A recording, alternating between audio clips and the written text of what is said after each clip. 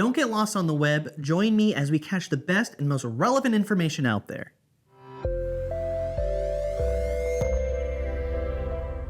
Let's dive into some search engine techniques that will help you find information quickly and accurately. Whether you're a student, a researcher, or just trying to prove your best friend wrong, these tips will make your online searches more efficient and effective. First, let's talk about using quotation marks. When you put quotation marks around your search query, it tells the search engine to find exact matches for that phrase. For example, if you search for, quote, climate change effects, end quote, you'll get results containing that exact wording. This is especially useful when looking for specific information or exact phrasing. Next up is the minus sign.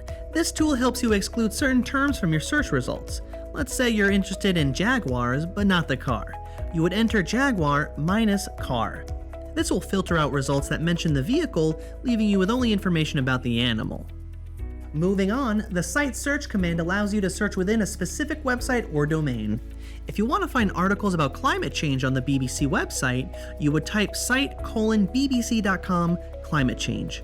This limits your search to just that website, making it easier to find relevant content on your topic. Another powerful technique is the file type search. This helps you find specific types of documents like PDFs or Word files. For instance, to find PDF documents on climate change, you would type file type: PDF climate change. This is great for accessing reports, studies, and other detailed documents. You can also search for file type: WAV, MP4, or any other file type you're searching for about that topic. Next, let's take a look at the wildcard operator, which uses an asterisk as a placeholder for unknown or variable terms. For example, typing the best asterisks in the world will search for phrases like the best coffee in the world or the best city in the world. This is useful for exploring different variations of a phrase. The related site search helps you find websites related to a specific domain. If you enjoy reading the New York Times, you can find similar sites by typing related:NewYorkTimes.com.